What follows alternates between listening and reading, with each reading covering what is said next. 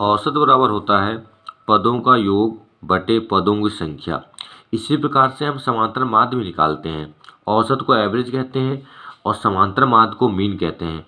Mean जो होता है समांतर माध्य, उसमें भी सेम फार्मूला लगता है, उसमें भी पदों का योग बटे पदों की संख्या होती है और औसत में भी यही होता है। पहला क्वेश्चन दिया है, 4 संख्याओं का औसत 7 है, ये 3 संख्याओं का योग 20 है, तो चौथी संख्या क्या होगी। 4 संख्याओं का औसत 7 दिया है, 3 संख्याओं का योग दिया है, तो 4 संख्याओं का औसत दिया है 7 और 4 संख्याओं का योग दिया है, योग हमें निकाल लेंगे तो 4 गुणे 7 हो जाएगा।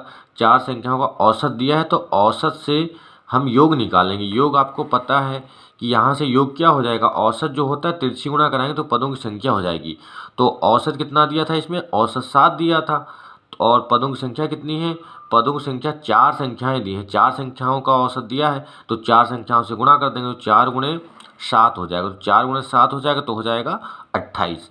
और 3 संख्याओं का योग हमें सवाल में दे रखा है। 3 संख्याओं का योग कितना दे रखा है, 20 दे रखा है, तो ये 28 हो गया।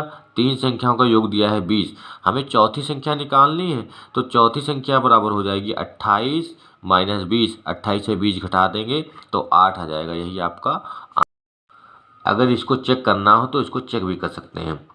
इसी प्रकार से अगला सवाल दिया है,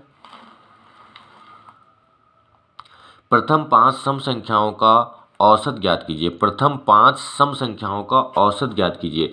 तो आपको तो पहले पता होना चाहिए सम संख्याएं होती क्या हैं। सम संख्याएं वे संख्याएं होती हैं जो 2 से विभाज्य हो जाती हैं, जो 2 से कैंसिल हो जाती हैं, मतलब कट जाती हैं। तो प्रथम 5 सम संख्याएं क्या हो जाएंगी, 2, उसके बाद 4, फिर 6, फिर 8, फिर 10। ये 2 से सब कट रही हैं, तो औसत इसका निकालेंगे तो औसत बराबर आपको पता है होता है पदों का योग बटे पदों की संख्या। तो सबको हम जोड़ देंगे, ऐड कर देंगे, 2 + 4 + 6 + 8 + 10 बटे में 5।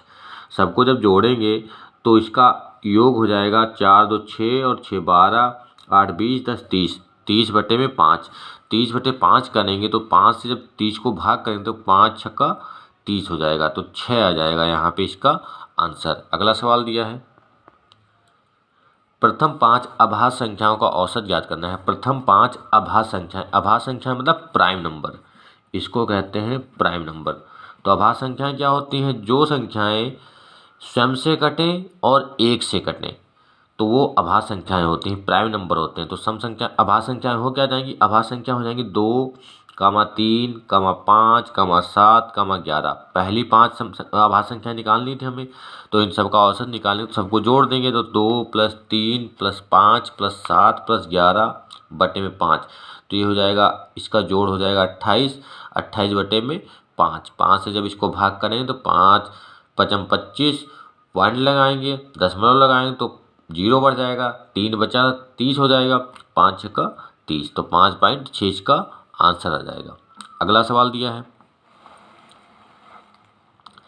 3 के प्रथम 5 गुणजों का औसत क्या होगा।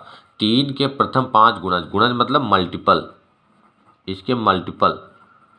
तो 3 के गुणज क्या होंगे, 3, 3 × 3, 3 दूना 6, गुणज इसके जो गुणा कराएंगे इसका पहाड़ा पढ़ेंगे तो 3 × 9, 3 × 12, 3 × 5 = 15। 5 संख्याएं लेनी तो 5 संख्याएं ले ली हमने।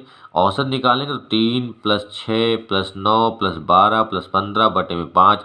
सबको जोड़ेंगे तो 3 और 6 9, 9 18, 12 30 और 15 45 बटे में 5। और 5 से 45 को भाग करेंगे तो 9 आ जाएगा। अगला सवाल दिया है, औसत ज्ञात कीजिए यदि विद्यार्थियों की ऊंचाइयां क्रमशः 30 सेंटीमीटर, 40 सेंटीमीटर, 50, 60 और 70 सेंटीमीटर है। ये हमें औसत निकालना है कि विद्यार्थी हैं 5 विद्यार्थियों की ऊंचाइयां क्रमशः हमें दे रखी हैं 30, 40, 50, 60 और 70। तो औसत निकालने सबको जोड़ेंगे और जोड़ेंगे तो 30 + 40 + 50 + 60 + 70 बटे में 5। तो ये हो जाएगा 250, 250 बटे में 5। 5 से जब 250 को भाग करेंगे आ जाएगा 50। ये आपका आंसर हो जाएगा।